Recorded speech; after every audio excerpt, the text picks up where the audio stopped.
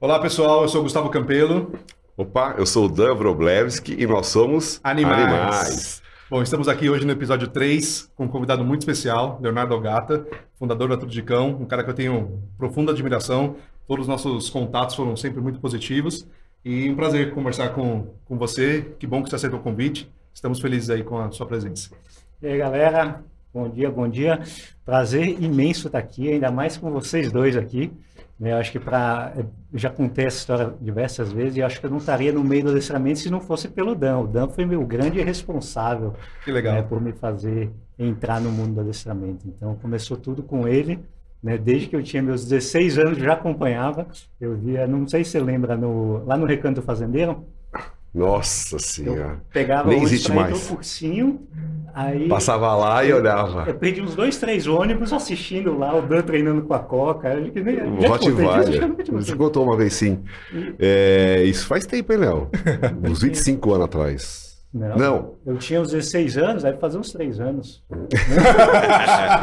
Não, e depois o Léo, quando eu tive a escolinha da Pet Center Marginal, o Léo começou a levar o Shiba dele lá, lembra? E aí, na escolinha da Pet Center Marginal, o Léo já era, que a gente estava falando com o Alexandre, né? Quando mudou o adestramento, começou a ficar mais moderno, né? Eu fazia o curso de adestramento com o Eugênio. Daí eu falei, Eugênio, vamos botar o Léo para dar um curso aqui de clicker. Lembra, Léo? E aí eu falava de agility, o Léo começou a falar de clicker e o Eugênio falava do adestramento para cães de segurança, entendeu? Mais aquele adestramento mais tradicional de antigamente. E eu e o Léo, e depois o Léo deu aula no Dog World. Gente, no mínimo uns 10 anos, a gente conviveu bastante. Bacana. Que ano que foi isso, Léo? O curso de clicker acho que foi 2004, 2005? Foi no começo. 2005, porque comecei, acho que lá na escolinha, 2002, sei lá. Passou 1 ou 2 anos, o Léo começou a dar aula lá, e depois o Léo foi pro Dog World 2, lá na Granja Viana, deu aula também lá. O Léo é brother, né, meu? Eu tô aqui entre amigos. Eu tô no boteco, podia chamar Boteco Animais boteco hoje. Legal. Acho que lá eu dei aula, acho que 3, 4 anos. Foi bastante. Muito o Léo bacana, competia. O Léo fez bastante coisa. O Léo fez agility com Shiba. Isso já foi. Mas então tinha uma pista que o cachorro nem conseguia fugir, a gente não sabia nem como, lembra, Léo?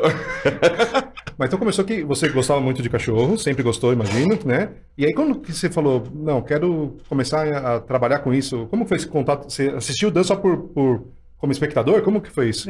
Foi assim, meu pai sempre teve canil de Akita e Shiba. Desde que eu tinha uns 7, 8 anos, meu pai montou um canil de Akita e Shiba para proteção primeiro da casa e aí ele começou a virar um hobby. Então eu frequentava muito o mundo de exposições e tal. Então eu entrei na Sinophilia muito cedo. Então, lá acontecia muito de, por exemplo, a gente viajava para levar... Na Bahia? Onde era isso? Lá na Bahia. Lá na Bahia. Então, todo o Nordeste ali a gente viajava para expor cães e tal. Então, até fui para Westminster quando eu tinha 15 anos. Ah, que legal. Então, foi bem precoce, assim. E aí, eu me mudei para cá, trouxe uma Shiba comigo, que foi a Fuco, e aí ela teve um filhotinho aqui, e aí eu peguei o Tonton. E aí, nessa época, eu fui atrás do Dan. Falei, putz, como é que eu faço, né, para começar a treinar e tal? Porque... Você queria treinar agility? Agility. Porque eu tinha já aquela imagem do Dan treinando lá no Recanto Fazendeiro. No asfalto. No asfalto. Uau. Isso é século passado. Né? No milênio passado, né? Milênio passado. E aí, eu fui buscar tal, e aí encontrei com o Dan lá na Pet Center Marginal. Então, para quem não conhece, estava na Granja Viana, morando na Granja Viana e até Zona Norte, tá ligado?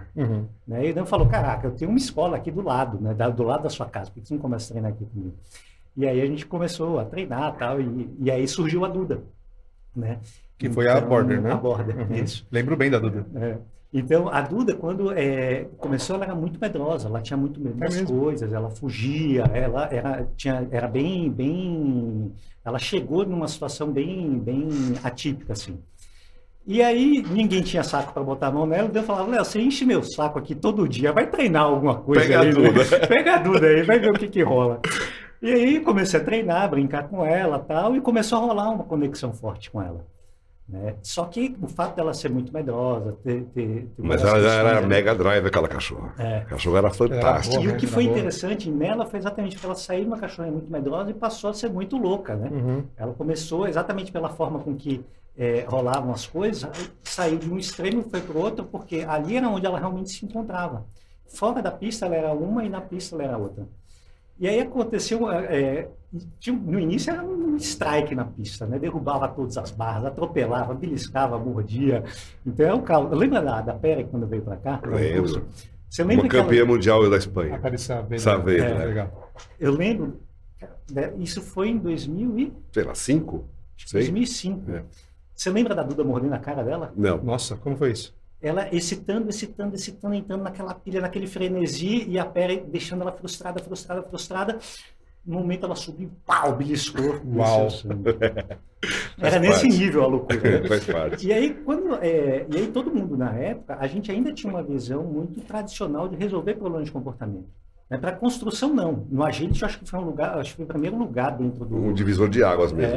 Até o Alexandre comentou isso aí. Sim. Que o Agility trouxe outro tipo de relação, né? Então, no Agility, a construção de comportamentos era muito utilizando reforços positivos e tal. Só que, para resolver problemas de comportamento, a galera ainda tinha uma mentalidade de utilizar punições e tal. E todo mundo falava, cara, você tem que ser mais duro com ela tá folgando com você é muito mole, tal.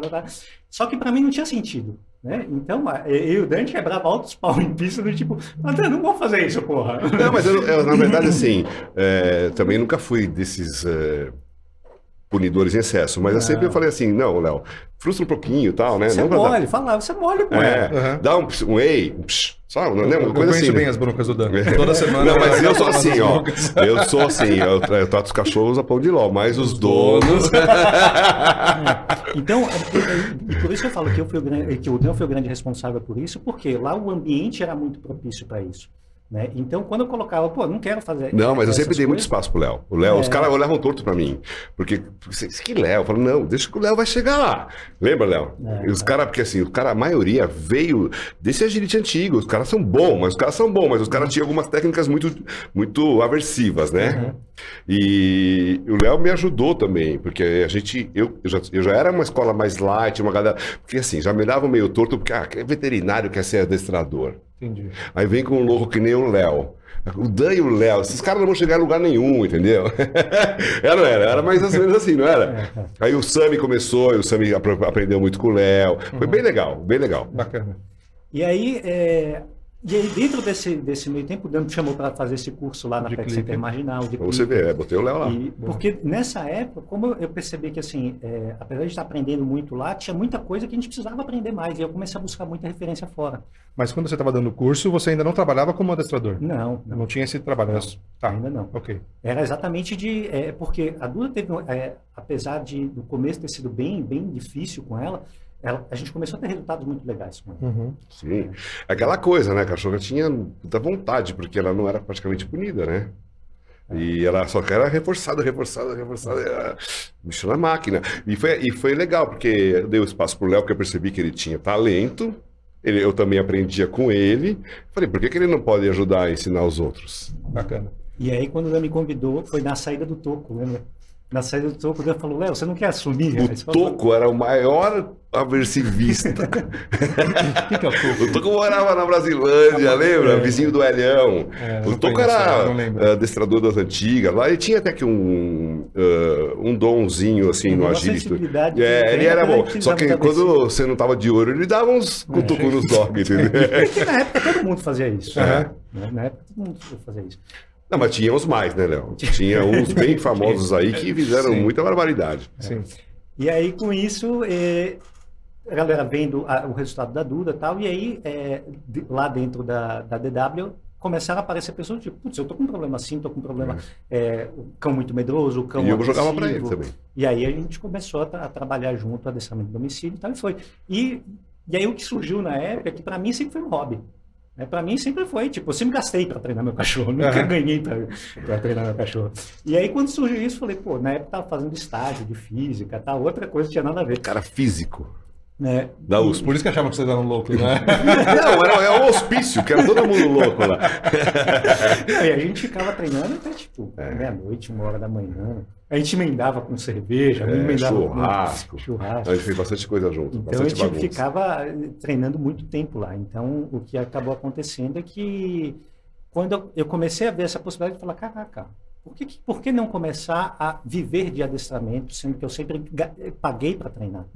Né? Então, eu digo que, na verdade, o meu maior benefício dentro de tudo isso foi que eu consegui transformar o que sempre foi um hobby, de fato, numa profissão. Mas como foi uma coisa que a gente gosta, né, Léo? Mas como foi essa virada de chave? Porque você se formou como físico e provavelmente você devia ter um sonho de trabalhar em alguma outra área e tal. E como você falou, vou abrir mão disso tudo, me formei na USP em física e vou abrir mão para virar treinador de cachorro. Como é que foi para você essa virada e como foi para seus familiares também, que deve ter sido um baque, né, imagino?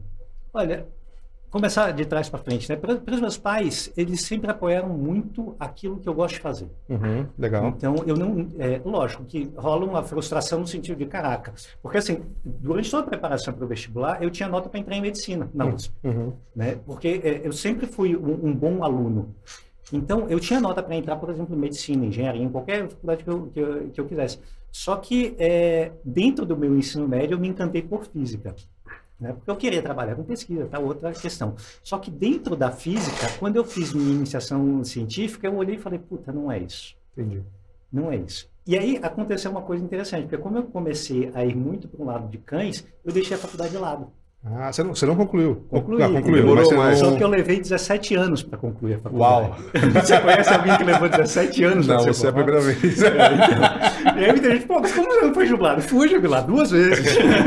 Então, Passou por um bom aluno também depois. Então, o que acabou acontecendo foi que dentro da faculdade eu acabei indo para a área de adestramento e aí depois teve um momento que eu olhei e falei, putz, eu quero fazer um mestrado em análise de comportamento.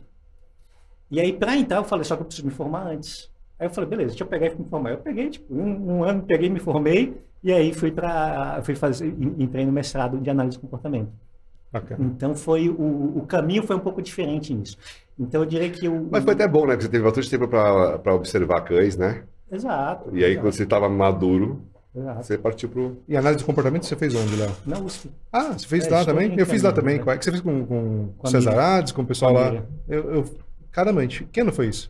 Não, eu estou no mestrado. Ah, você está agora? Ah, que bacana. Então, eu me formei em 2017. A piada em casa era assim, a galera que estava entrando na faculdade naquele ano tinha nascido no ano que eu entrei. Mas qual é o objetivo como mestrado? Você quer dar aula? Não. Só para saber mesmo. Aprender mais. Então... O pessoal da USP de análise experimental de comportamento é super bacana, né? Legal. E aí, a partir daí, então, você virou a chave e resolveu trabalhar como adestrador. Isso. Então, veja, na verdade, tudo isso eu resolvi me informar depois que a Tudo de Cão já estava montada, já estava tudo... Tudo de Cão já estava. Tá. Então, e como foi a ideia da Tudo de Cão em si? Quando você percebeu que trabalhar sozinho não era mais suficiente, que você tinha que ter uma equipe, e formar e crescer?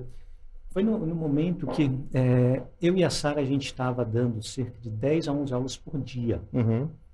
Isso de média. E a gente trabalhava de domingo a domingo. Então, assim, a gente estava assim, esgotado fisicamente.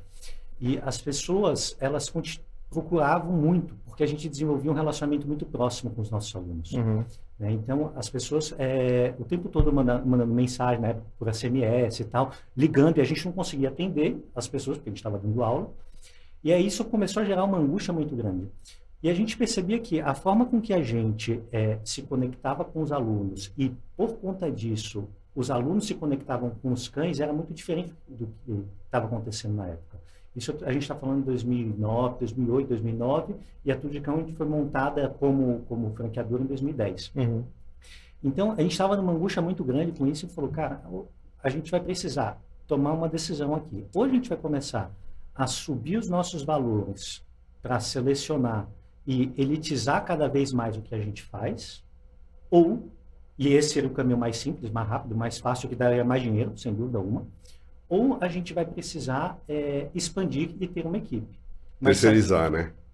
Só que para a gente expandir e ter uma equipe, existe um problema aí. Primeiro, toda a formalização precisa ser muito bem feita, né, em relação ao contrato de franquia. Treinamento, né?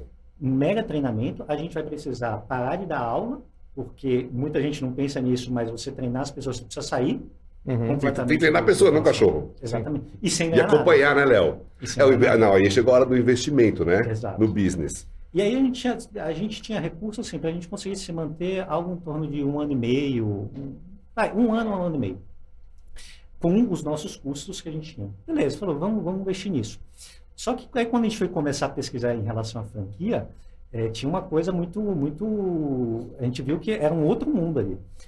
Só que tem vários advogados na minha família, né? Só que nenhum especializado nisso. Só o meu cunhado, que falei, porra, cunhado, é sacanagem você ficar pedindo coisas para ele, né?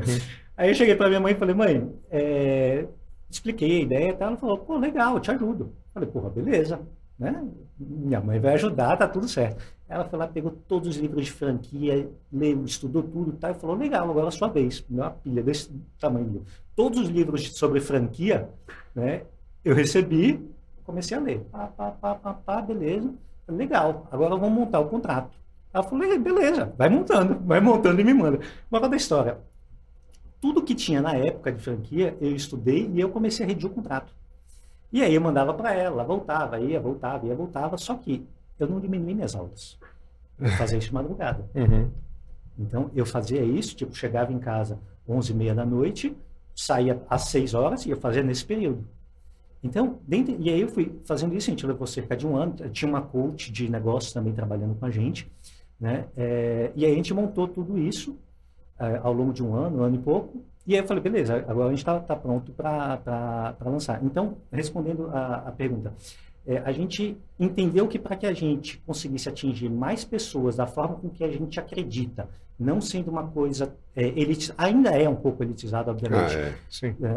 Mas não tão elitizado e que realmente a nossa mensagem chegasse em mais pessoas, a gente precisaria seguir por esse caminho.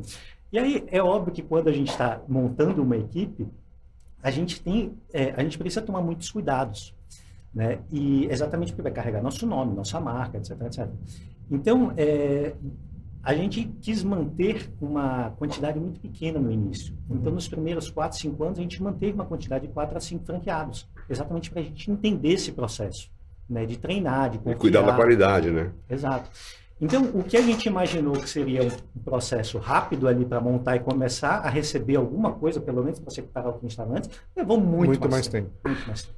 E aí eu lembro até hoje, um mês que a gente, na época, foi o primeiro mês que a gente tomou um menos 15 negativo ali na conta.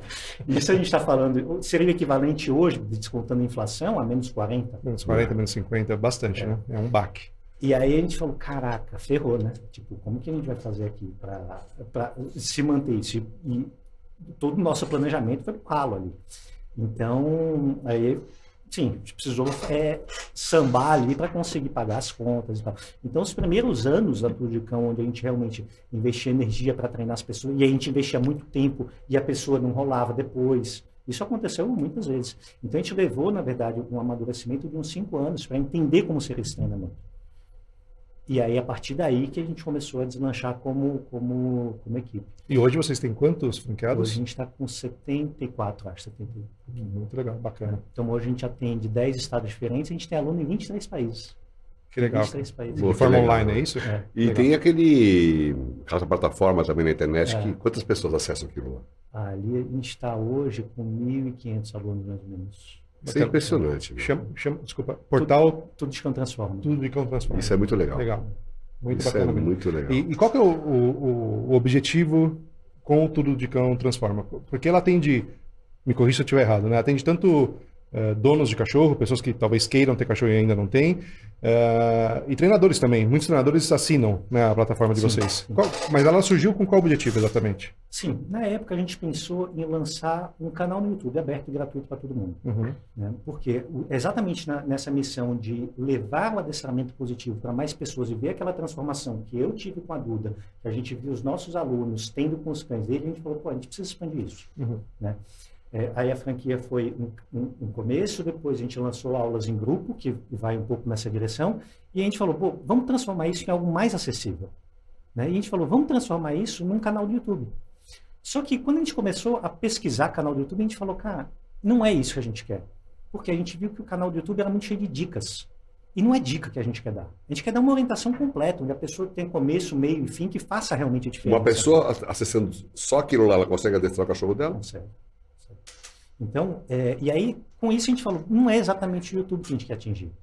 Né? Vamos buscar, então, uma plataforma nossa, que a gente tenha controle, mas que a gente também seja remunerado por isso, para que a gente consiga investir cada vez mais tempo nisso. Né? Então, surgiu com isso, e aí o custo é super, super baixo, né? É extremamente acessível, e hoje a gente tem mais de 700 vídeos publicados.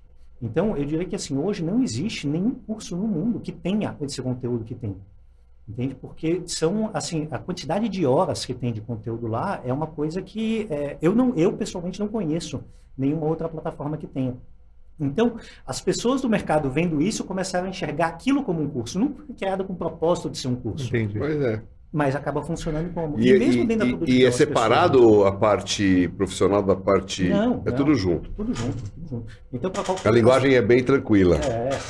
Tem conteúdos que são um pouco mais direcionados para adestradores, né? Então, a gente tem uma série lá, Como os Cães Aprendem, que a gente tentou manter numa linguagem que seja extremamente acessível. Mais né? técnica. Mas um pouco extremamente acessível, só que a gente acaba entrando numa linguagem um pouco mais técnica. Sim, uma linguagem técnica legal, mais aqueles donos que são mais técnicos entendem e os outros vão lá para os outros assuntos. Bacana. E aí lá dentro a gente colocou, né, em formatos, tem aulas que são completonas, tipo 1 hora e meia de aula, tem aula de 2 horas, só que a gente também entende que nem todo mundo tem saco para ver um vídeo de 1 hora e pouco. Então o que acabou acontecendo é que a gente acabou lançando os programas de treinamento. Então, a ideia são vídeos curtos, bem curtinhos, onde a pessoa vê o que precisa treinar naquele dia, pega, olha, assiste e treina. Então, programa de treinamento de 28 dias. Então, obediência, a gente chama de desafios, né? Desafio de obediência, desafio de frisbee, desafio de truques, desafio de boas maneiras, desafio de guia, desafio de procedimentos veterinários. Né? Então, a gente lançou esses vários programas de treinamento onde a pessoa assiste e treina, assiste e treina, assiste e treina. A gente tem hoje, acho que 9 programas de treinamento. Então, é uma plataforma que tem realmente muito conteúdo e é extremamente acessível para as pessoas. Né? E aí, quanto a pessoa paga por mês? A gente tem cerca de 1.500 pessoas. Não, mas qual o valor mensal? O valor está R$29,90. Bacana, muito bom. Então, é algo que... E a gente vai lançar agora o de reatividade. E aí vai ser um programa de treinamento maior, algo de 6 meses, exatamente para qualquer pessoa que tem um cão que mostra comportamentos reativos, consiga construir aí uma outra relação e realmente resolver a questão da reatividade.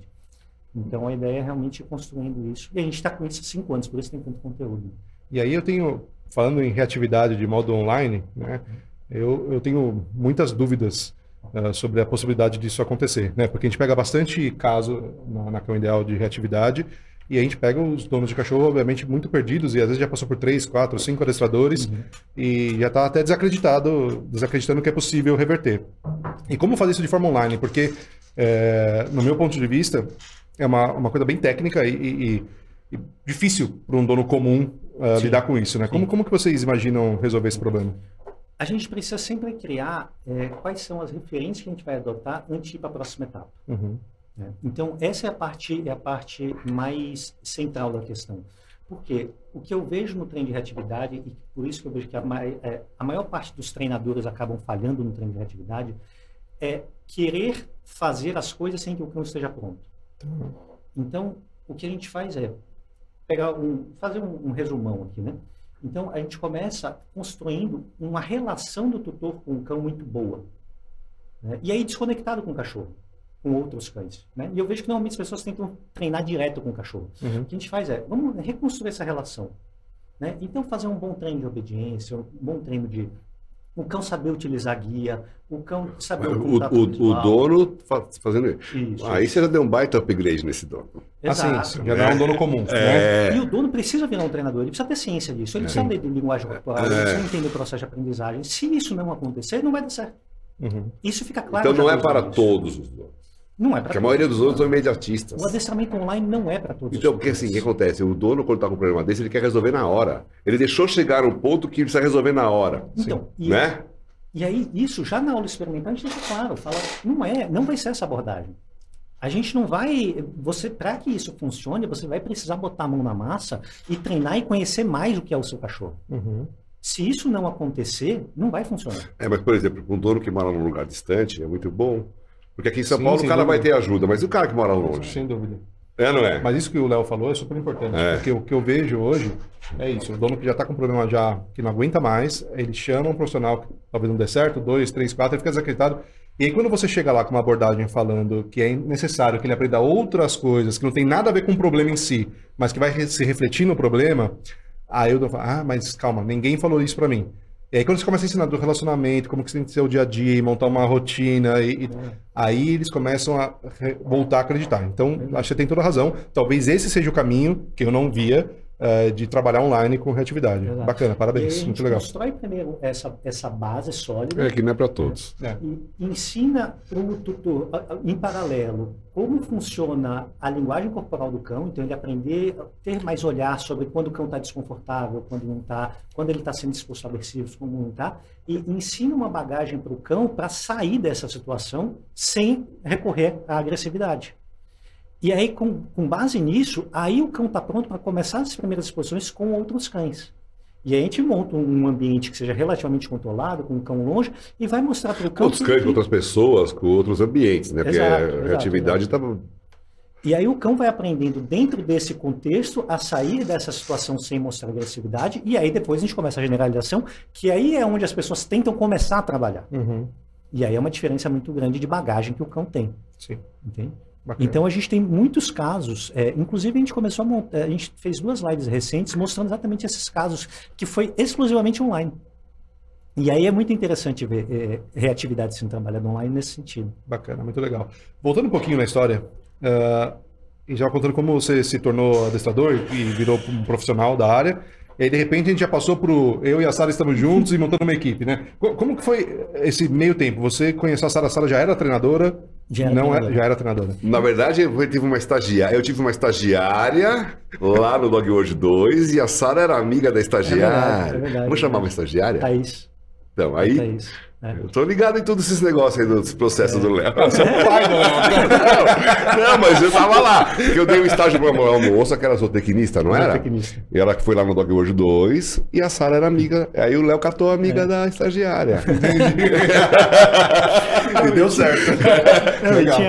Antes tinha o adestrador online. Vocês lembram do adestrador online? Sim. Lembro. Agora você falou, eu lembro. Era um fórum de adestramento. Era o Tinder do adestramento. Mas o adestrador online é do Thomas. Do Thomas, Do do Tomás. Isso. Tomás, isso. E era o Tinder do É adestramento. verdade, isso aí existiu, né, meu? Mas ainda tem, Isso é época né? do Orkut. Tem, mas Ainda já tem, não tá. né? Já não tá tão tem. ativo, né? E então a gente começou a trocar informações por lá e tal. E a Sara tinha uma cachorrinha chamada Ivy, que tinha muitas questões também muito semelhantes com o que eu tinha passado com a Duda. E aí a gente começou a trocar ideia, tal, começou a falar muito de treinamento, e aí em algum momento a gente marcou de sair e tal. E aí, só que era aqueles encontros do adestrador online. Isso era interessante. Uhum. Então, era um grupo muito forte o adestrador online. Sim. E aí eles marcavam encontros presenciais e tal, e a gente se conheceu num desses encontros. Legal, bacana. E aí como surgiu a ideia de vocês dois estarem juntos? Esse planejamento para crescer. Você já contou que surgiu aquela dúvida, ou a gente elitiza, ou a gente monta uma equipe com qualidade, né? Mas vocês imaginavam chegar ao tamanho que vocês estão hoje? Qual era o planejamento inicial? Tá. Porque acho que é difícil, né? A partir de 1 ou 2 treinadores, vocês dois, de repente agora tem 70 e poucos. A gente nunca teve como meta o número de adestradores. Isso nunca fez parte intencionalmente. A gente sempre colocou, não vamos nunca colocar uma meta para número de adestradores. Isso tem um motivo. Para não dar o passo maior que as pernas, né? Eu sempre coloquei o seguinte, pessoas boas do meu lado, a gente pode ter 1000 que tem trabalho para todo mundo. Né? Eu não conheço ninguém no mercado que trabalhe bem e não tenha aluno. É verdade. Né? Então, só que se forem idiotas, eu não quero nenhum. É uma boa estratégia. Eu não quero nenhum idiota do meu lado. E pessoas boas eu quero quando tiverem. Quando se encontrar no meio do caminho, é interessante pra gente. E então, o nosso desafio é proporcionar um ambiente adequado para que pessoas boas fiquem. E idiotas saiam. Certo. E aí, desculpa para todas as pessoas que saíram, não é essa a intenção. Não é essa a intenção. Meu Deus. Deixando claro. É verdade. Não é isso. E aí, Não, mas as pessoas só saíram. me Não, mas a gente retratando. que Só sabe me o que quer. retratando. A gente sabe o que quer. Não, é só me retratando. Colocando assim. É importante entender que, muitas vezes, a ideia das pessoas não bate com a ideia da Tudo.com e está tudo bem. Tudo certo. E tá tudo bem. Isso faz parte do processo. Assim como eu trabalhei muitos anos com o Dan, e em um determinado momento a gente falou, Dan, vamos seguir por outros caminhos. Não, você já, quando você começou já com adestramento, você já pensou, entendeu? E tá tudo bem, né? Lógico. E é importante exatamente manter essas relações. E aí quando eu falo idiotas é na visão anterior, porque eu acho que Sim, só para não ficar claro. uma coisa bizarra. Tá super claro. Não, é lógico. Agora, como manter a qualidade? Porque uma coisa é você manter a qualidade, como você falou, com 4 ou 5 nos primeiros anos. Quando você começou a expandir, que tipo de mecanismos vocês têm hoje para manter um padrão? E principalmente com esse padrão das pessoas que estão longe de vocês. Exato. E falar a mesma língua, porque se cada um começa a fazer de um jeito, começa a perder, obviamente, a Quantos qualidade. estados Né? tem treinadores? 10 estados. Então aí você já... Esse é o principal desafio, onde a gente bota a maior parte da nossa energia. Então, a maior parte do meu dia hoje é dedicado a isso. Então, como que funciona hoje? A pessoa, ela quando entra, ela tem um curso, o processo de seleção é um curso de 10 semanas. Qual que é a função desse curso? A pessoa desenvolver habilidade manual, a pessoa identificar se ela gosta realmente de treinar, porque a maior parte das pessoas não é treinador e nem sabe se gosta ou não de treinar cachorro. E, junto com tudo isso, a gente observar atitudes na pessoa que estão alinhadas com a nossa visão do que é um bom treinador. Beleza.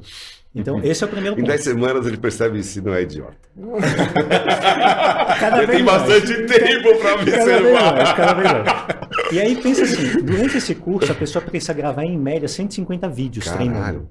Em 10 semanas, 150 vídeos. Beleza. Quando a pessoa entra, ela começa um estágio comigo. E aí, esse estágio leva de 4 a 6 meses, algumas pessoas esticam um pouco mais. Diretamente com você? Diretamente comigo. E esse estágio é todo dia, 2 horas por dia de estágio, e aí depois ela tem as atividades que ela vai precisar se dedicar pelo menos mais 2, 3 horas todo dia, domingo a domingo. Você falou, desculpa, de 2 a... De 4 a 6 meses. 4 a 6 meses, tá bom. Isso é o planejado. Primeiro é 10 semanas, isso. Depois de 4 a 6 meses. Isso. Então isso aí já são quanto? 6 meses, 4 a 6 meses, mais 2 semanas, de 6 a 8 meses. Né? São 10 semanas. 10 semanas a 2 meses e meio. E depois de 4 a 6 são mais 8 meses. Então, 6 a 8 meses, E aí vamos botar assim, que isso a gente considera o mínimo para a pessoa começar a atender. É onde a gente tem ali um mínimo para começar a atender. Ou seja, a pessoa tem que investir bastante, né? Tem que querer. Precisa. E aí entra a questão de atitude. Sim. Porque se a pessoa não abraçar a ideia, ela não vai sair do estágio nunca. Nunca. Vai ficar 17 anos lá, real. Exato. Porque dentro do estágio a gente coloca uma série de atividades que a pessoa realmente precisa se desenvolver como treinador. Então, e aí só de reuniões comigo, dentro do estágio, ela tem 240 horas. E aí, além disso, ela precisa acompanhar outras 60 aulas de adestradoras presencialmente e 60 aulas que já foram feitas gravadas. Ou seja, a pessoa tem muita coisa ali para desenvolver ao longo do estágio. E aí, quando chega basicamente nisso... é um ano da vida dela que ela vai se dedicar a se tornar um adestrador. E aí eu te pergunto, você conhece alguma profissão que com um ano a pessoa esteja pronta? Não. Mas é um ano intensivo. Mas é um ano intensivo, hein? Não, mesmo assim, não está pronto. Não está pronto. Agora, não tá uma coisa. Durante o estágio, não é um estágio remunerado. Não. Tá, então a pessoa tem que ter um tempo e uma condição ali de se manter por uns meses. Mas ele paga para fazer estágio ou ele só ajuda?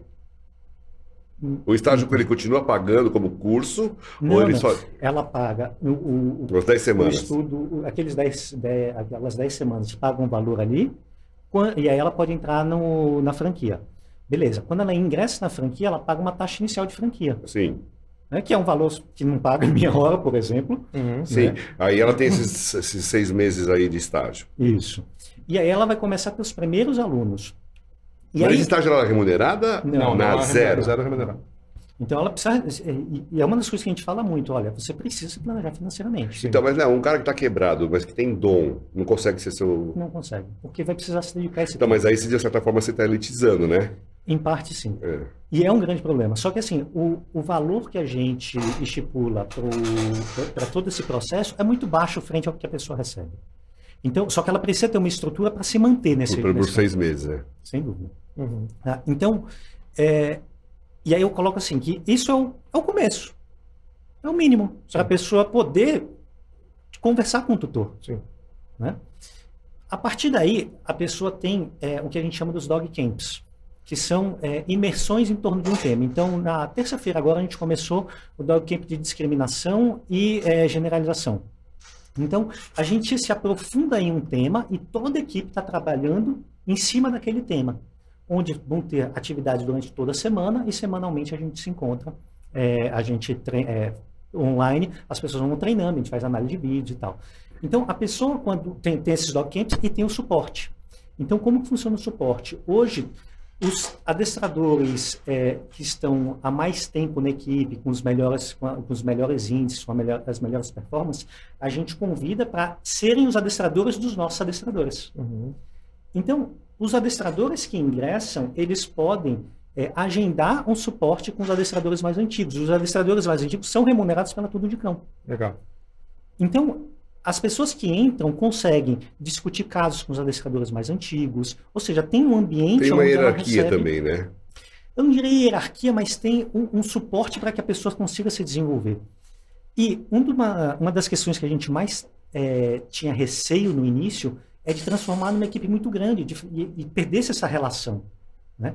Então, qual que foi a nossa ideia? A gente vai montar grupos pequenos, de 5, 6, até 7 pessoas, que a gente chama dos grupos de mastermind. Então, esses grupos, eles são autônomos, cada grupo tem seus projetos independentes e tal, e funciona como uma mini equipe ali. E eles desenvolvem essa relação. E é por região? Como é que você faz isso? Não, eles por afinidade. Legal. Então, a gente tem então esses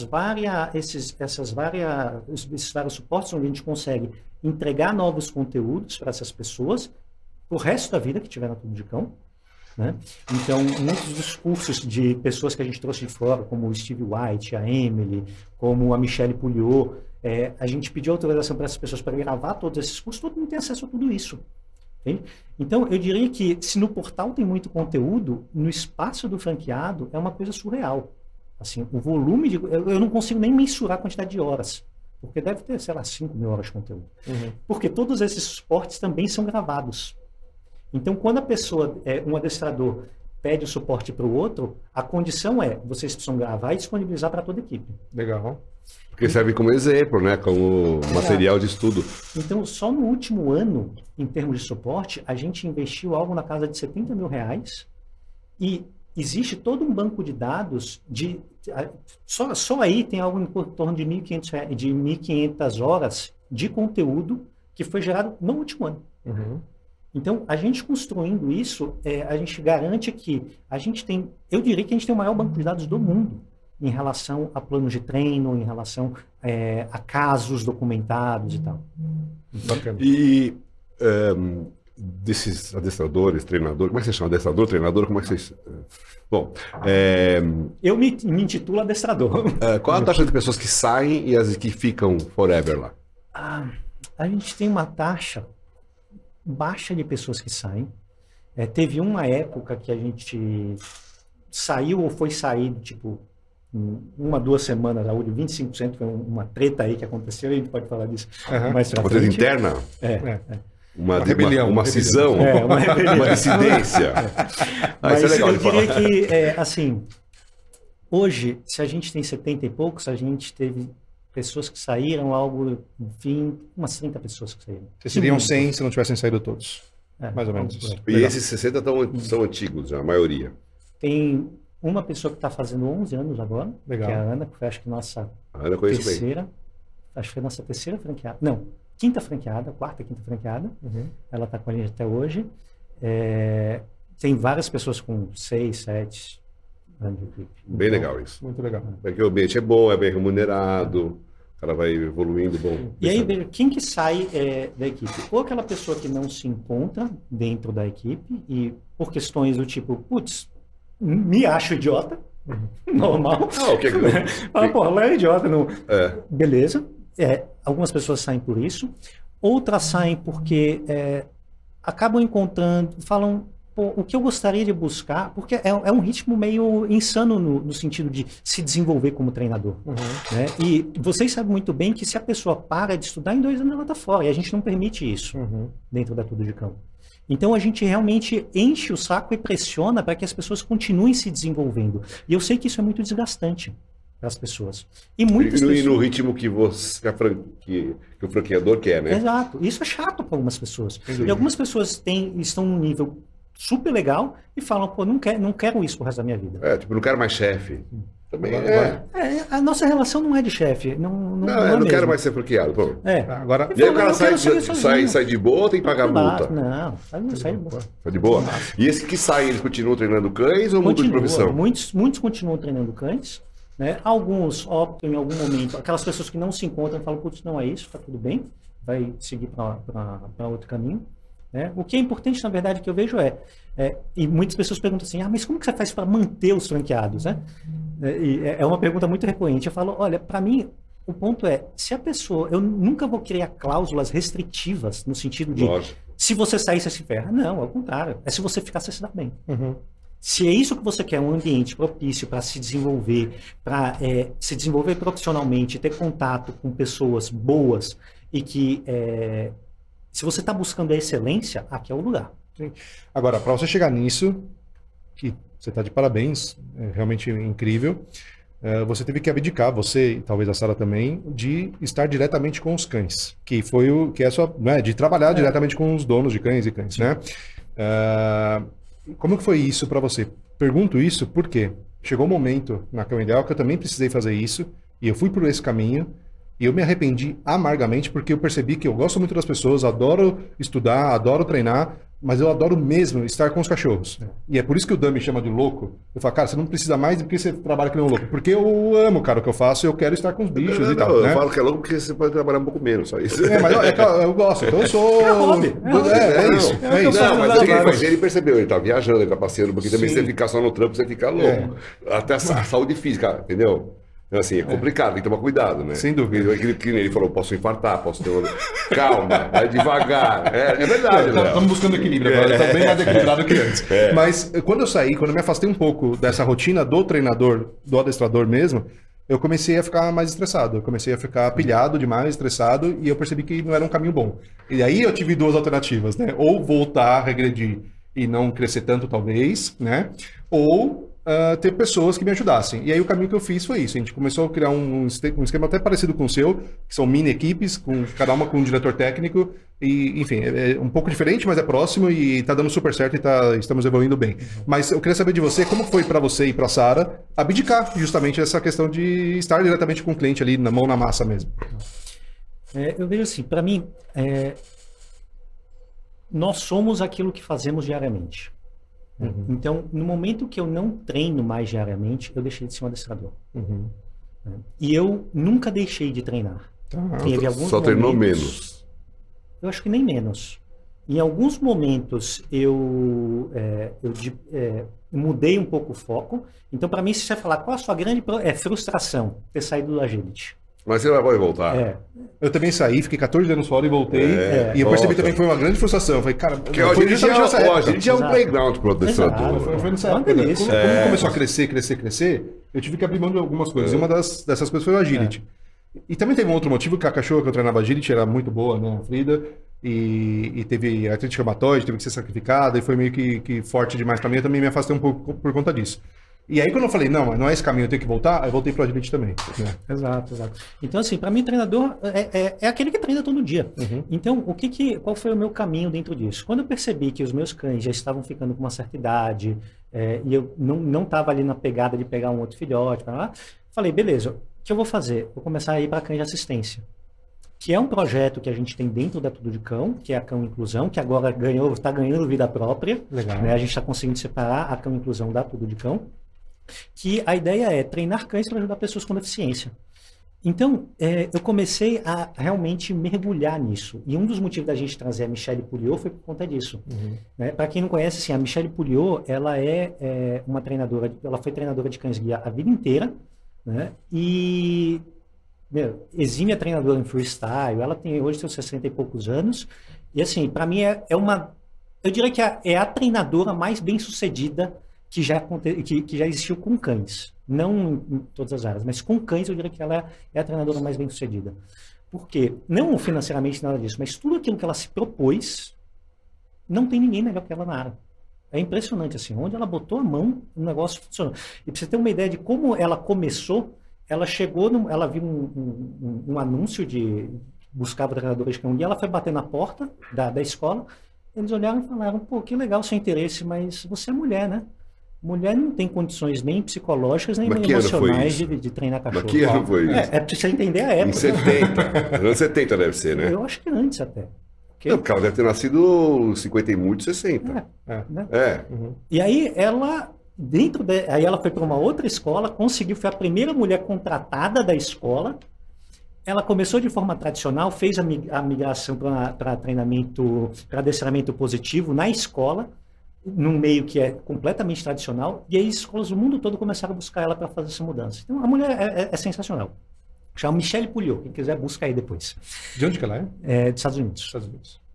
E aí a gente trouxe ela para cá exatamente para passar uma semana com a gente para dar essa visão para ela do que é trabalhar com cães de assistência. Além disso, fiz curso com o pessoal da Bocalã e tal. Mas então eu comecei a mergulhar muito nisso, e aí eu sempre tive esses momentos de eu vou dar um gás, pegar um ano e meio, 2 anos, investir nesse cão, entrego, descanso, 2, 3 meses, pego outro cão, entrego e assim vai indo. Né? Então, eu nunca deixei exatamente por conta disso, e o que eu acho que é muito interessante do cão de assistência, e aí eu vejo que é muito semelhante ao Agility, que você tem um objetivo ali. Coisas que nem sempre você tem na casa de instrutores. Uhum. Né? Ou o cão está pronto para trabalhar com alguém, ou você vai botar a vida dessa pessoa em risco. Sim.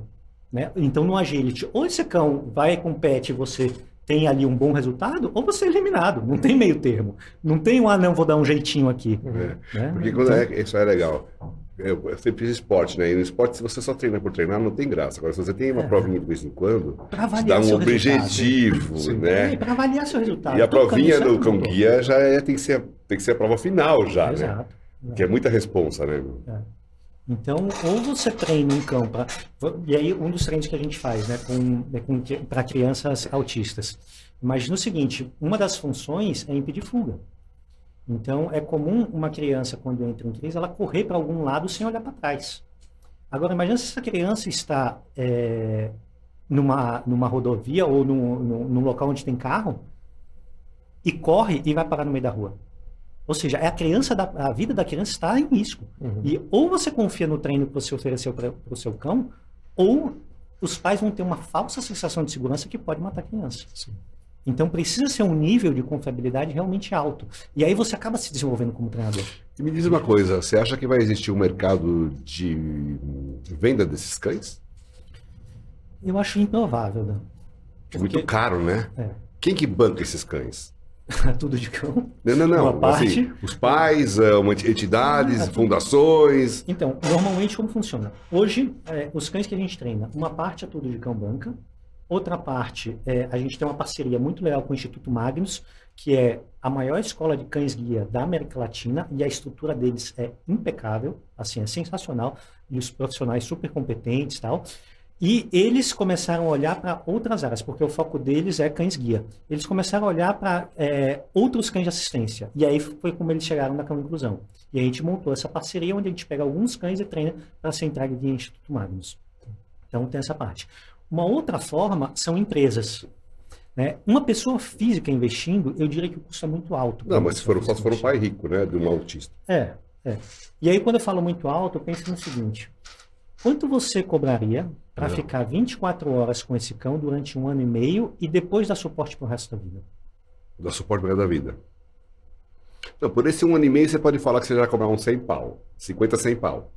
Mínimo, né? E aí bota em cima disso o custo do cão, os custos veterinários, porque a gente que acha. Você vai falar 100 pau no ano, é muita grana. E depois tem esse suporte mensal. Sim. Exato. Então, e como que é esse suporte? É necessário que o cachorro volte para ser reavaliado de tempos em tempos? Como a gente mantém um contato muito próximo com as pessoas. Então, tudo que acontece de diferente, a gente está sabendo e a gente vai regularmente. Assistência técnica do cachorro. Ela precisa dar uma melhoradinha aqui ali, né? E aí, como que a gente diminui isso? Os pais precisam se tornar treinadores. Os pais ou os usuários, né? Sim. Então, a gente treina também para cadeirantes. Cadeirante que tem a manha de treinar. E aí... você vê o Bruno e o Lucas treinando, você fala, os caras treinam muito melhor do que 90% dos treinadores que a gente... Mas o cara convive com o cachorro full time, né? Legal. É um tipo de conexão. Que o cachorro faz o quê? As pernas dele os braços dele. E quando a gente está falando de quantos cães? Quando você fala, tem que fazer a manutenção e ver se está tudo certo, quantos cães são no total? Cara, é uma conta que eu não conto. É uma coisa que eu não conto. Eu não conto treinadores, eu não conto. Porque não é uma meta. Não, mas não sei se não. Eu diria que mas hoje a gente você sabe quantos cães de algo... assistência existe hoje na Cão Inclusão? Que vocês já treinaram ou que estão treinando? Eu diria que hoje a gente tem algo 9 a 10 cães, talvez um pouquinho mais. Então, mas é complicado fazer isso aí se tornar popular, né? É caro, é um projeto difícil. social. É um projeto social que a gente agora está viabilizando formas de dar escala, porque esse é um gargalo. Esse é um gargalo. É a escala. E outra coisa, esses cachorros têm acesso, por exemplo? Essas pessoas conseguem passear em todos os lugares, metrô, ônibus. Tem funcionado isso no Brasil sem grandes problemas. Não, eventualmente tem um estresse ou outro, mas é tranquilo, porque a gente orienta muito de como fazer essa abordagem, né? Então, muito legal. Não vai ser na força, vai ser no tipo, olha, esse é o processo, a documentação está aqui, tudo certinho. E aí é muito difícil não dar certo. Muito bom. Já foi a fase que tinha mais restrição, né? Acho que agora tá um pessoal um pouco mais consciente, né? Parece. Voltando para a história dos 25% que saíram, que a gente ficou curioso aqui. O que aconteceu? Qual que é a treta da Tudo de Cão? Foi legal. Uma das coisas que a gente... Da hora não foi legal. Uma das coisas que a gente mais preza dentro da Tudo de Cão é exatamente o ambiente. E a gente tem um cuidado muito grande em manter esse ambiente saudável, né? E quando a gente estava lançando o portal Tudo de Cão Transforma, aconteceu uma insegurança dentro da equipe do tipo, como que vai passar o conhecimento que a gente tem aqui a R$29,90 por mês, tipo... Deu merda. Vai dar merda, o Léo tá louco, o Léo surtou. O chefe pirou.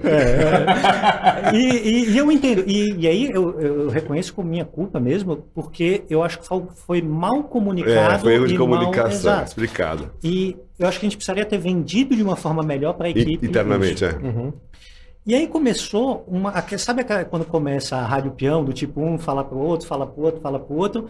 E aí quando a gente se deu conta, tava grande demais. E tava meio que rolando uma rebeliãozinha e tal. E eu falei, gente, esse não é o tipo de ambiente que eu quero trabalhar, né? E veja, eu e a Sara, a gente tem a ideia de montar a Tudo de Cão como um local que a gente queira trabalhar, obviamente. E aí, quando a gente se viu nessa situação de as pessoas falando mal, fazendo fofoca, fazendo intriga, a gente montou uma reunião que até hoje na Tudo de Cão, você vai perguntar como foi a reunião, todo mundo sabe qual é. Isso foi em 2017 a reunião. Né? Então, quando a gente entrou nessa reunião, entrei para tirar metade. Saiu no lucro, então. Esse foi... E aí eu cheguei e falei, olha, gente, está acontecendo isso, e aí... a gente entrou de sola mesmo na reunião. E aí rolou aquele racha, e eu falei, gente, aproveitem agora era para sair. Isso aqui está completamente alinhado com a nossa missão. Então, quando você olha a missão da Tudo de Cão, está completamente alinhado. A gente não está fazendo uma coisa que tá fora de propósito ou alguma coisa. Está completamente alinhado. E eu digo mais, isso aqui vai trazer um monte de aluno para adestramento em domicílio. Como trouxe? Lógico, porque os caras vão começar lá e vão ver... Dá trabalho treinar cachorro. Lógico, o cara vê que não consegue sozinho. Então, e aí rolou aquela confusão e tal, e a gente identificou quem eram as pessoas que estavam. Moral da história, dentro disso, saiu cerca de 25% da equipe, dentro dessa confusão. Na época eram quantos? 50, 60? Eram 30 e poucos. Saiu 7, 8. Então, rolou aí uma debandada, e aí foi engraçado que o Luiz perguntou para mim na época, falou assim, não, ele não perguntou o que vocês falavam, eu acho que ele quis, tipo, o que aconteceu, né? Tipo, você não tem medo de sair todo mundo? Eu falei, por que eu teria? Você que construiu tudo, constrói de novo, não sabe o caminho. Exato, eu tenho medo de que as pessoas que estão... laranjas podres fiquem. Exatamente. Esse é o meu medo. E aí você fala, mas você se arrepende de algo? Eu falo, eu me arrependo de uma coisa. Não ter comunicado melhor. De não ter comunicado melhor e de um segundo ponto que é as pessoas que não tinham nada a ver com a história não precisavam ter escutado o que escutaram. Mas é bom. Mas às vezes é necessário, né, Léo? E saíram pessoas boas também. Lógico. Tá? Dentro disso. Dentro dessa confusão, né, eu diria que assim, faltou maturidade minha de ter conduzido o processo melhor, sem dúvida alguma. Né? Então, você imaginava que isso ia acontecer, você foi pego surpresa. Mas serve como aprendizagem sempre, né? A gente tem uma vida de adestrador, não sei você. As pessoas hoje são inimigas ou amigas? Misto. Tem um misto, tem um misto. Tem pessoas que eu gosto muito, pessoas que saíram que eu gosto muito e que ajudaram muito a Tudo de Cão e que me ajudaram muito dentro do processo, e que saíram, que eu tenho uma profunda admiração. Existem essas pessoas.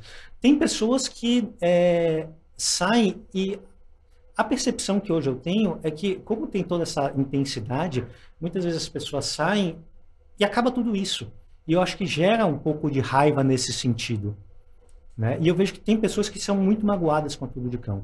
A minha percepção pode ser isso, mas é uma percepção minha. Provavelmente a visão dessas pessoas são diferentes. Continuaram treinando cães. Sim, sim. Mas eu vejo que tem uma galera que sai e fica super bem, a gente mantém contato e tá tudo certo. E algumas pessoas que saem magoadas. Isso acontece. Mas faz parte. A gente tem que aprender. A gente não tem a formação de ser gestor, administrador, empresário, né?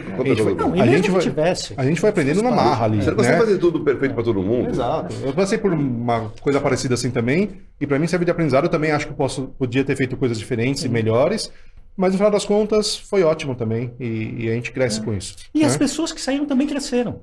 Exato, ótimo. Então, melhor para todo mundo. Também cresceram com isso. É o mal que vem para bem, amadurece, fazer o quê, né? Ninguém morreu, né? Não, todo mundo... E eu vejo que, assim, esse é um processo que realmente leva ao amadurecimento, né? Agora, se você perguntar, pô, você ficou com magro alguém? Eu não tenho nada. Zero. Todas as pessoas que passaram pela Tudo de Cão, eu tenho gratidão pelo que elas fizeram pela Tudo de Cão. Todas, sem exceção. Ótimo. Muito legal. Bom, mas falando de intrigas, então, o nosso meio não tem quase intriga, né? E eu vejo sempre em você uma postura realmente muito neutra, você evita ao máximo. Eu também evito ao máximo, mas às vezes eu tenho um sangue não tão... corre um sangue mais forte aí, eu acabo entrando em algumas discussões, né? Como que você vê esse nosso mercado como um todo, dessas brigas que estão surgindo, dessas brigas que sempre surgiram, na verdade, né? Mas que agora está em torno do, é 100% positivo ou não é 100% positivo? Eu vi uma live sua sobre isso, que eu achei fantástico, foi a melhor live dessa discussão que eu vi em todas, né? Então, como que você vê isso, cara? Porque eu acho que a gente deixa de crescer, a gente perde uma oportunidade tão boa de trocar experiências com profissionais que trabalham de formas distintas, que a gente poderia ganhar muito mais se a gente se unisse e tentar se entender do outro lado. Vamos lá. Eu acho que parte dessa do que você diz de neutralidade vem de uma forma com que eu penso, que é o seguinte. O que o Gustavo faz não é da minha conta. Faça o que você quiser da sua vida. Eu não tenho nenhuma opinião sobre. Você não sabe o contexto também, né? Não, e não é da minha conta. Né? O que eu tenho a ver com o que você faz? Né? Então, a minha preocupação não é sobre o que você faz, é sobre o que eu faço. Pô, eu tenho tanto a melhorar, tanto a me aprimorar, tanto a aprender, que eu vou me preocupar com o que você está fazendo, eu posso olhar com o que você está fazendo para, putz, Gustavo faz isso que eu quero incorporar no que eu faço. Show de bola. Né? Agora, se eu não concordo com algo, não é da minha conta. Então, eu vou sempre olhar e buscar nas pessoas do meio o que me agrega. Mas eu não estou preocupado com o que as pessoas fazem. Eu estou preocupado com o que eu estou fazendo, com como eu posso melhorar o que eu faço hoje. E se eu sei que eu tenho tanta coisa a aprimorar e tanta coisa para evoluir, eu nunca vou defender algo com unhas e dentes como eu vejo que é comum. Do tipo, isso é o certo. Isso é o que eu faço hoje com as informações que eu tenho e que eu tenho certeza que amanhã vai ser diferente, porque eu vou evoluir até amanhã. Exatamente. E vai ter novas pesquisas, novos aprendizados. Exato. Então, uma regrinha que eu coloco dentro da Tudo de Cão é o seguinte, a gente precisa ver uma evolução do cão e do treinador a cada treino. Então, eu vejo que muitas pessoas ficam frustradas com, por exemplo, quando o cão não responde de uma forma adequada. E o que eu coloco é, cada momento que você está interagindo com o cão está aprendendo algo com você, mas você obrigatoriamente tem que aprender algo com o cão. E aí, quando você não tem a resposta que você quer, você precisa olhar e falar, opa, agora eu tenho uma nova informação, o que eu vou aprender dentro dessa sessão? Modificar, botar no seu planejamento e evoluir. Uma vez eu vi uma frase que no Agility, muitas vezes, quando a pessoa não consegue o intento dela, ela começa a ficar nervosa com o cachorro. Eu falo assim, quando você começa a ficar agressivo com o seu cachorro, faz uma coisa simples, recompensa e vai estudar.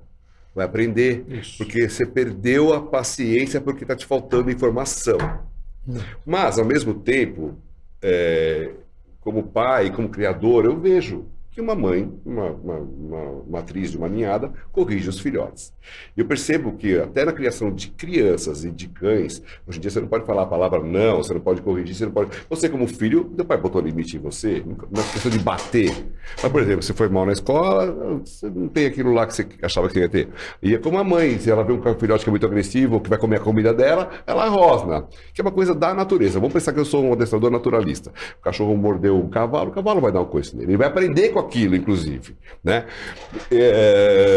Entrando na conversa de vocês aí, é possível treinar um cachorro só com reforço positivo? Minha pergunta que eu fiz para o Alexandre, de boa, você responde como você quiser, porque eu acho que na vida real, não em ambientes controlados, com mestres, com situações fora da realidade, na realidade do dia a dia, até porque as pessoas punem até mais do que deveriam, os próprios donos, sim. Entendeu? Eu sou contra esse excesso de punição, sim. Mas eu acho que uma coisa pontual, de pai, como pai, eu já tive que dar uma bronca no meu filho uma vez ou outra, eu tive que dar.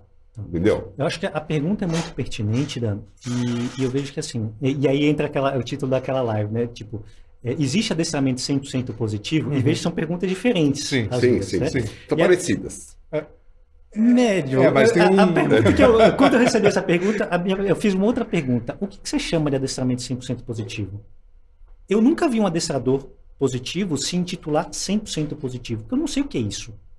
Como que você define o que é 100% Eu já vi se intitular, mas... Eu já vi. Deixa eu só fazer um parênteses, Léo. Eu já vi também, como eu dou aula para muitos adestradores de agility, porque acho que também é legal quando as pessoas são mais...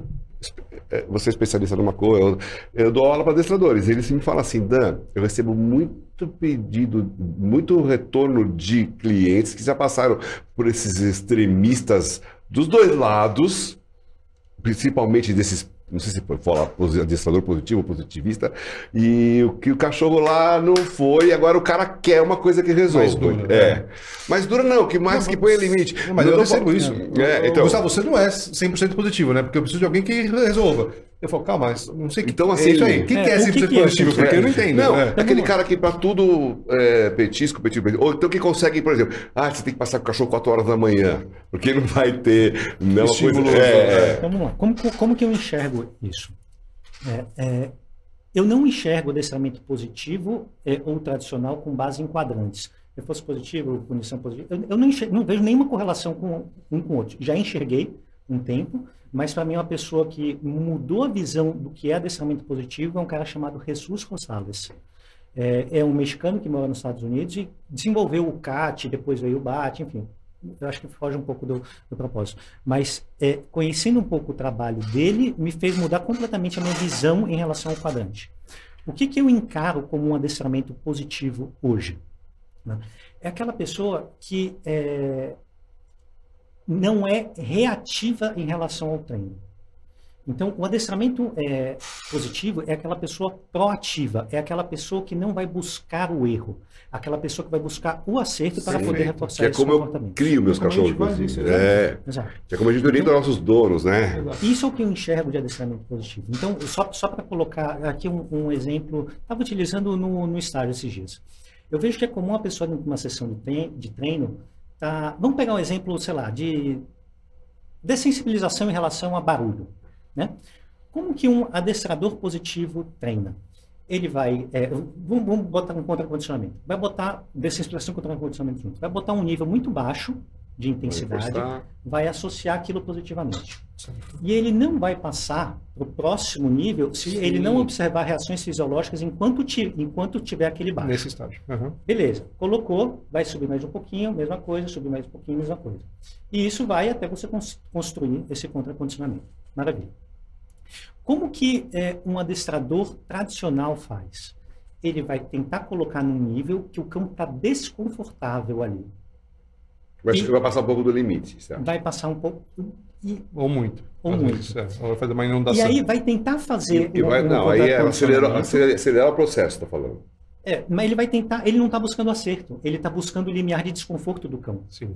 Então, quando as pessoas me falam, fazer contra-condicionamento é um trabalho estressante. Não, é a coisa mais divertida do mundo. Eu concordo com você plenamente. Sim. Então, a ideia tem a ver com isso. Se o cachorro estressou é porque você passou um pouco do ponto. E eu vejo muitos adestradores que se dizem positivos, mas que têm uma mentalidade de adestrador tradicional, que não está buscando acertar, está buscando o erro do cão.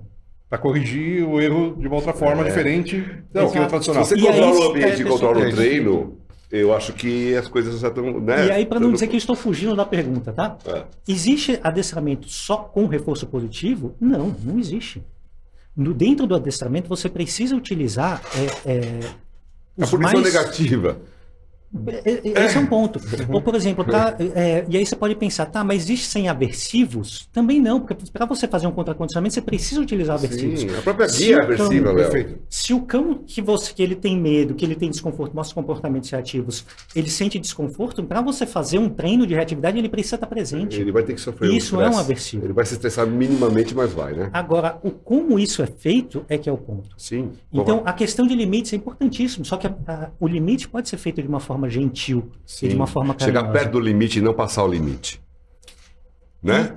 E mais do que isso é você controlar as contingências de o que de fato vai gerar reforçadores, o que não vai gerar reforçadores e como você insere esse aumento de dificuldade. Então, para mim, a maior dificuldade no adestramento de um adestrador que está começando e que tem toda a mentalidade, que tem toda a visão de que eu quero ser adestrador positivo e tal, eu vejo quase todos com a mentalidade de adestrador tradicional, só que utilizando comida, reforço positivo e tal, como subindo a forma de subir critérios mais rápido do que deveria. E para mim isso é o adestrador tradicional, está utilizando comida, mas é adestrador tradicional na mentalidade, entende? Então para mim o adestramento positivo não tem nenhuma ligação com o quadrante. E aí você fala, tem espaço para punição positiva então, Léo? Eu te digo, tem um micro espaço. Sim, concordo com você. Aquilo que eu falei, eventualmente... E qual que é o espaço? E como que eu encaro isso dentro do adestramento? Imagina que você, dentro do seu planejamento, fez toda essa evolução gradual, com base no acerto, tudo bonitinho, redondinho, e está tomando todo o cuidado do mundo. Beleza. Em um belo momento, você chega lá, vê o seu cachorro subindo na mesa para pegar uma comida. Você tem duas opções aí. Ou você faz algo para interromper o comportamento, e vai ser uma punição positiva, e, ok, você vai precisar lidar com isso, ou você vai deixar o cão comer em cima da mesa, e esse cão vai ser reforçado, esse comportamento vai ser reforçado, e vai aumentar de intensidade, você vai ter um problema maior. Quem acredita no adestramento positivo, sabe o quanto que é prejudicial esse cão comer essa comida lá em cima. Que isso vai aumentar esse comportamento e tal.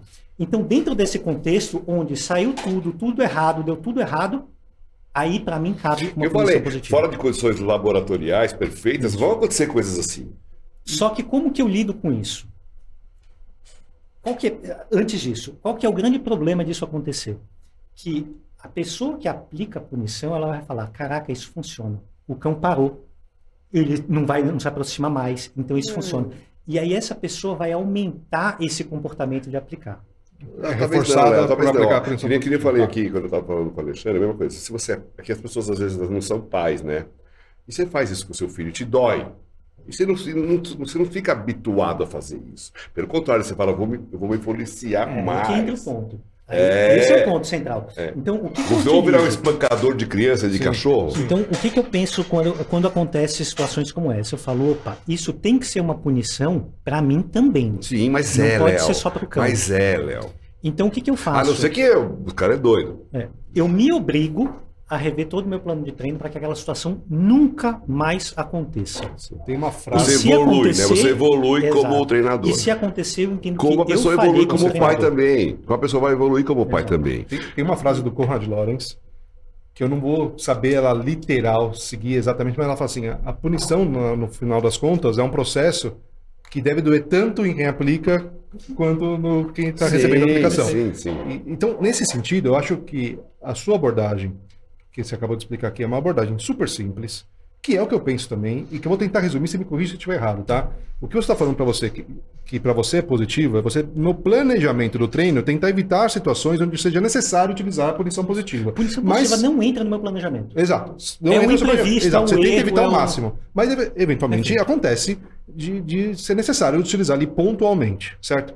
Agora, isso, para mim, parece uma coisa tão simples e tão óbvia, e eu não consigo entender porque isso vira um tabu tão grande, onde a gente não consiga trocar experiências com vários outros adestradores, uma boa mas tem umas aberrações. É tão simples. Tem aberrações aí.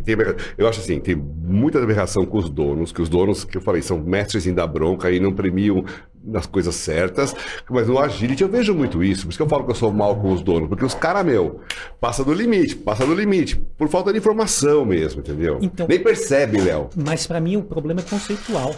É que as pessoas não entendem o que é uma punição positiva e quando fala que está aplicando uma punição positiva, acha que é uma coisa traumática. E não, o simples fato de falar, não pode.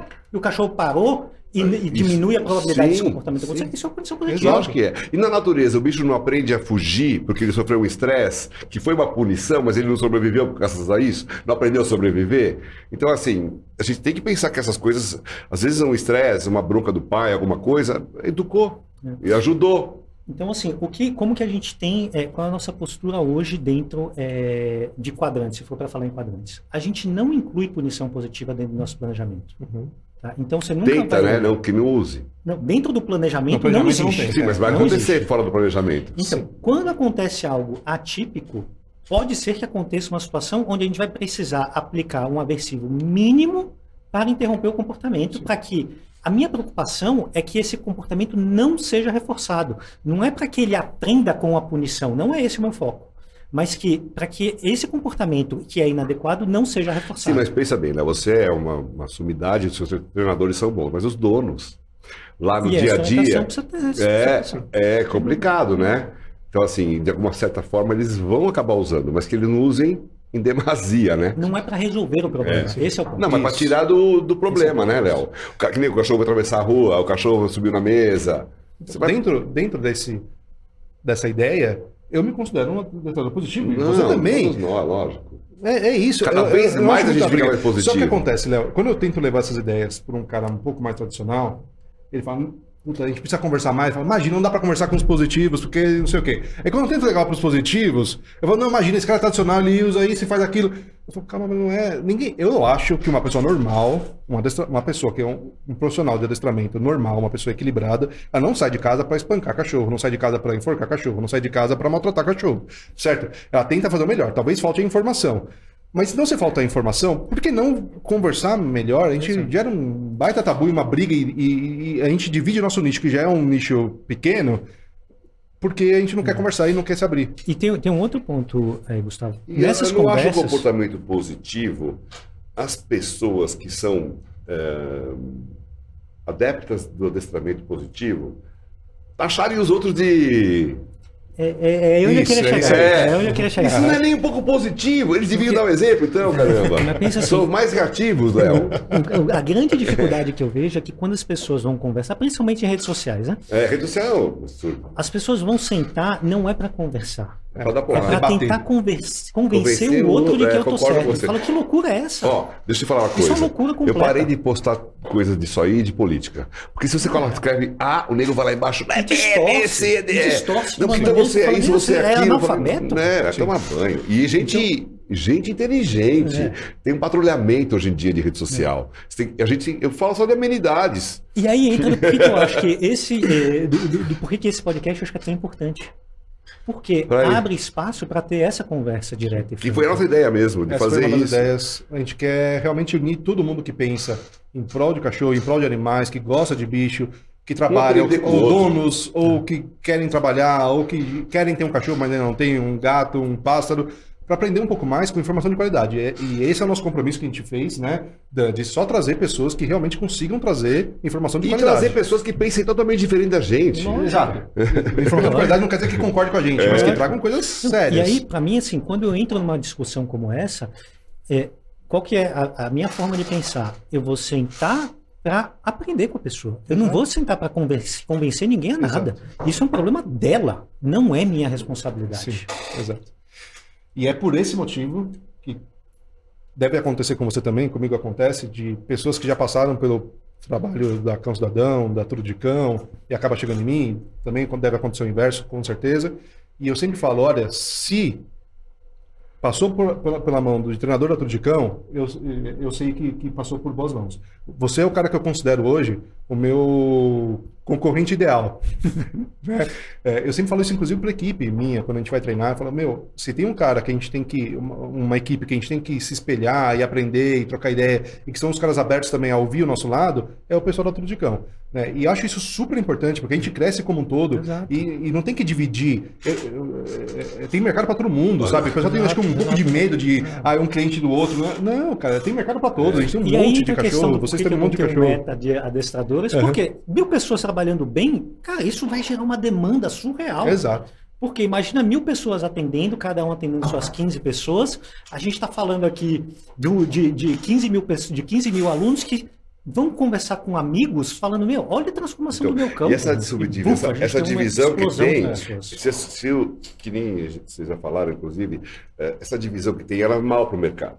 Porque se todo mundo pudesse estar num congresso, trocando ideias, cada um respeitando a ideia do outro, a classe ia se fortalecer, ia ficar mais culta, ia ficar mais brother, ia conseguir mais resultados. E passar mais informação para os donos que precisam dessa informação. Então, hoje, como eu enxergo a questão de concorrência, né? Pô, o Gustavo fazendo um bom trabalho, cara, gera um monte de aluno para mim.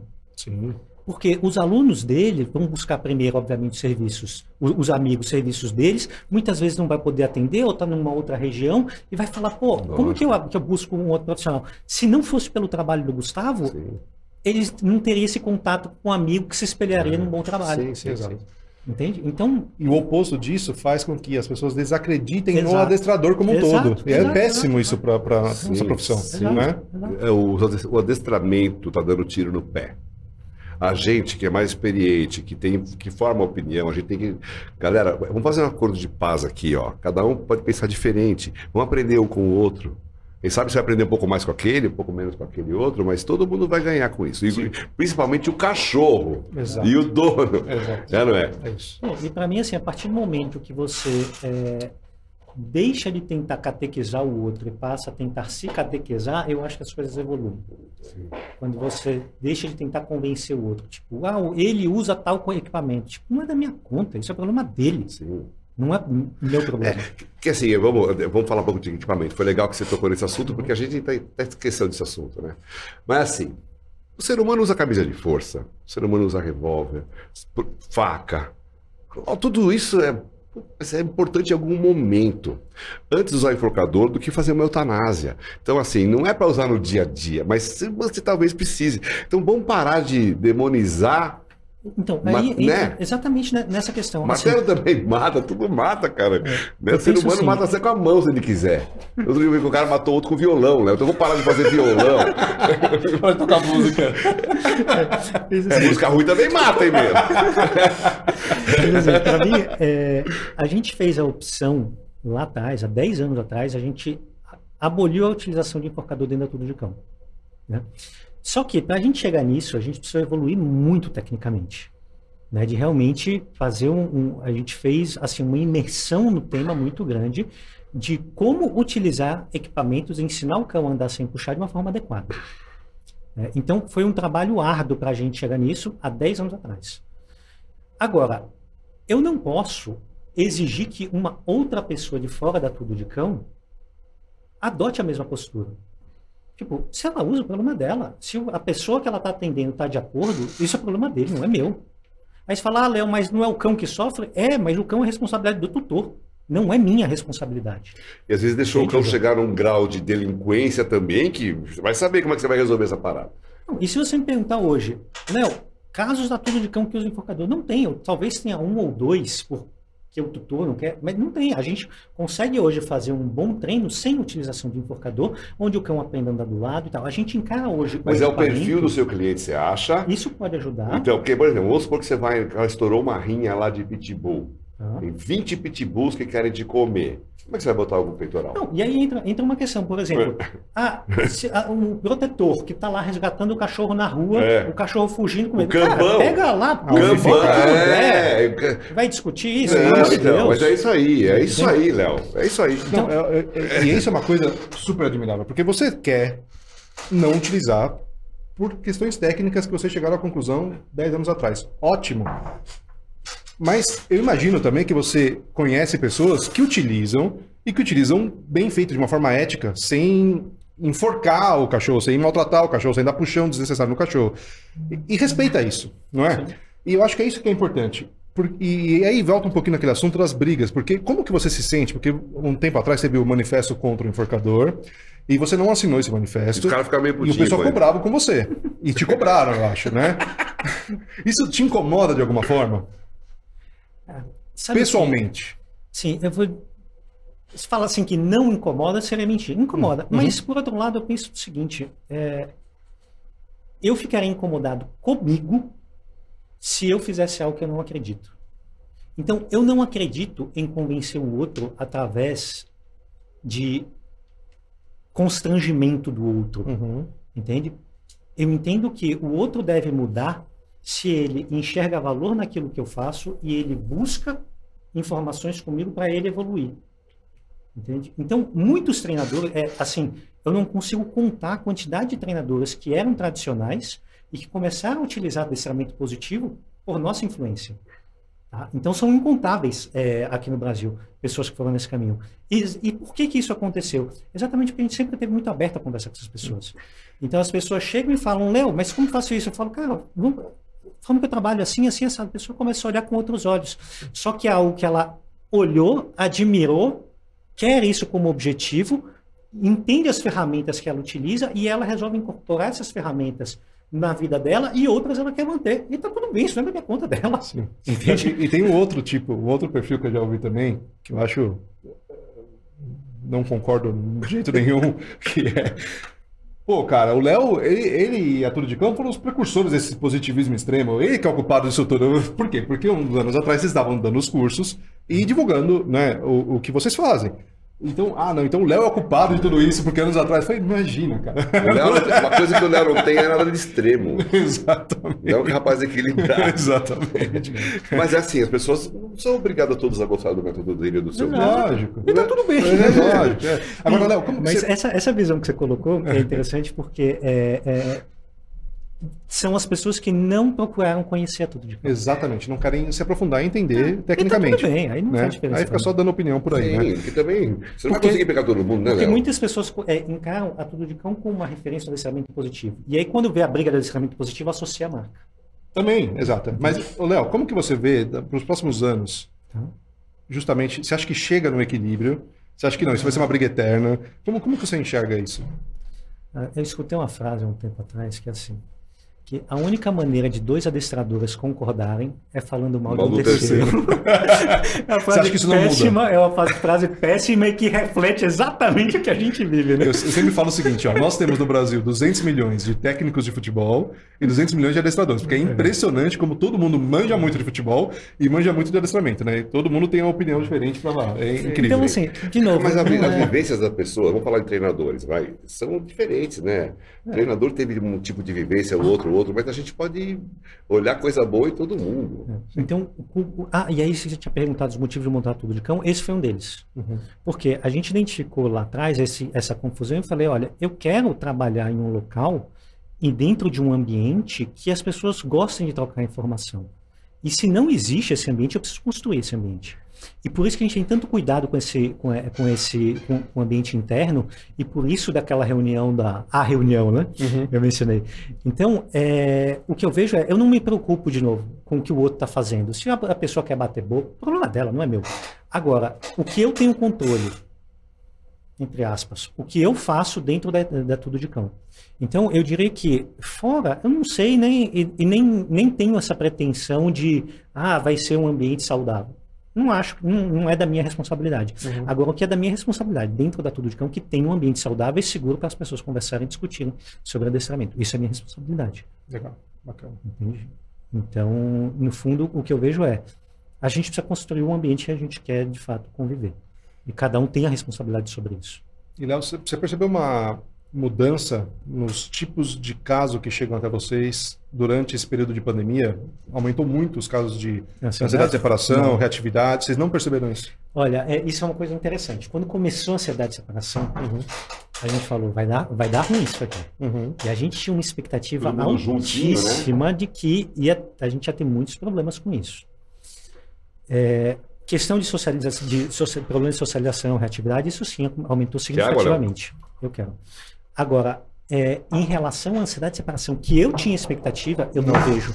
E eu vejo um monte de gente na área falando que tem, mas eu acredito que não é com base em números, é sim com base numa percepção de que aconteceria. Eu tive uma percepção no final de 2020 de um aumento, de fato lá para outubro, novembro, um aumento de casos, que depois diminuiu e voltou para quase a normalidade. Em 2021 de novo, e eu não consegui, na verdade, parar para pensar se foi junto com aquele, volta tudo, não, puta, agora fica todo mundo em casa de novo. Não, vai para... Talvez tenha uma correlação, eu não parei para pensar nisso. Mas de fato foi menos do que eu imaginava, mas aumentou, eu percebi um aumento. Agora, reatividade, o que está aparecendo é um negócio surreal. E no mundo todo. Explodiu. É mesmo? Eu não tenho esses dados do resumo. Não, mas isso aí, a pandemia... Todo dia me chega um aluno lá de Agility agora, que com o cachorro mal... Gente, eu preciso ir no banheiro. Vocês conseguem dar 1 minuto? Vai lá. Vamos falar. Vamos falar da gente. Por que está falando?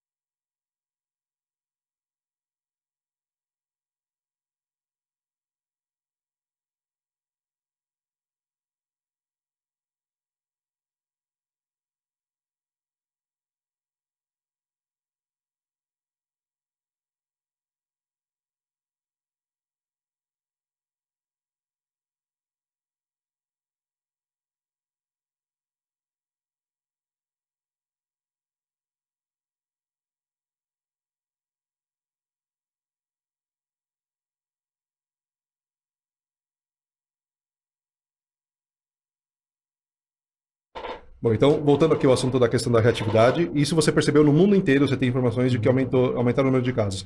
Você acredita que isso pode ser, enfim, porque de fato os cães não tiveram oportunidade de sociabilizar e tal, ou talvez seja um reflexo do número absurdo de cães adotados e adquiridos durante a pandemia e que agora refletem também no número maior de todos os problemas no geral?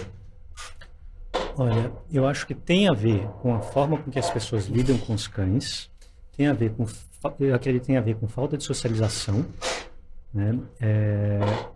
E do que não foi feito.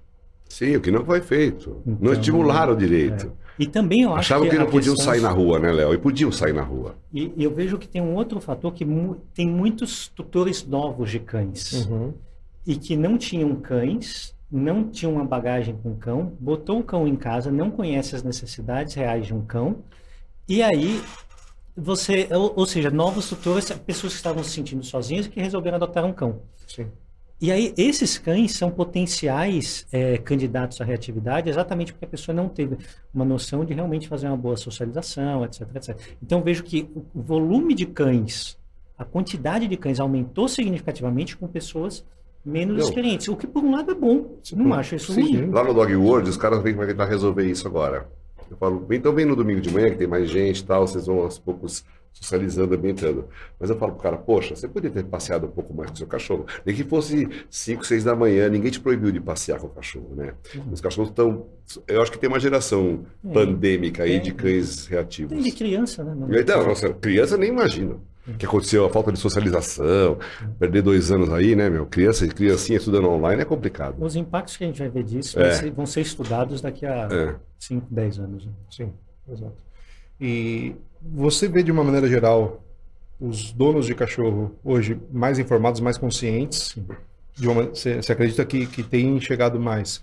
Eu percebo também, mas é tão incrível que mesmo com todo esse trabalho, a gente vê tantas pessoas mal informadas ainda, sim, né? Sim, sim. Ainda falta mais, eu acho, né, Léo? Não, sem dúvida. Pensa assim, pensa em toda a formação que eu expliquei que a gente faz dentro da Tudo de Cão. Né? Isso eu considero o mínimo para a pessoa começar a treinar um cão. Né? Um cão de terceiro. Para o tutor, exige muito esforço e muito investimento para ele entender de fato como é o processo de aprendizagem, o que um cão precisa, etc, etc. Não é uma coisa trivial. O fato da gente lidar isso no dia a dia e isso se tornar algo comum para a gente não quer dizer que seja trivial e não quer dizer que todo mundo tenha que ter essa informação. E aí que eu vejo que é a importância dos bons profissionais da área.